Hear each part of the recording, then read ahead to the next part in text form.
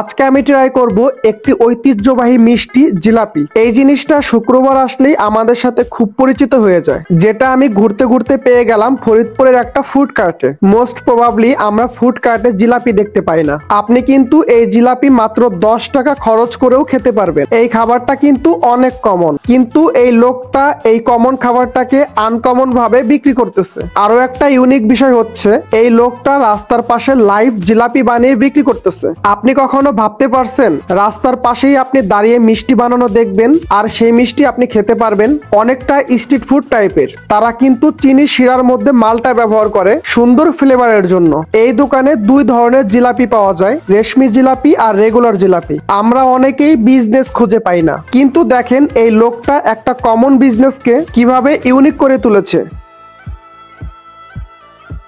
রেশমি জিলাপি দিয়ে শুরু করলাম। সাধারণত রেশমি জিলাপি যেরকম চেকন হয়, ওনারটা তার থেকে একটু মোটা। জিলাপির মধ্যে কিন্তু চিনি শিরাটা খুব ভালো মতোই ঢুকছিল, যার কারণে খাইতে আরো বেশি মজা লাগতেছিল।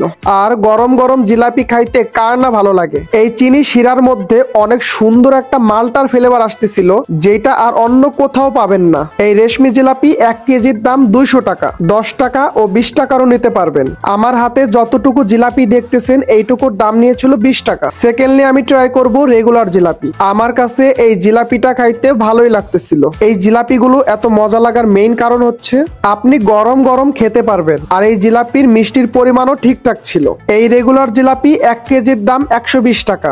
আমার হাতে যতটুকু দেখতেছেন এইটুকুর দাম নিয়েছিল মাত্র 10 টাকা। আপনারা যদি মিষ্টি খেতে পছন্দ করেন তাহলে এই দোকানের জিলাপি একবার হলেও ট্রাই করবেন। এই দোকানটার লোকেশন হচ্ছে আড়ং থেকে ফরিদপুর সারদা সুন্দরী কলেজে যাওয়ার পথে হিতোষী স্কুলের সামনে। ভালো লাগলে আমার পেজটা ফলো করবেন। So good bye.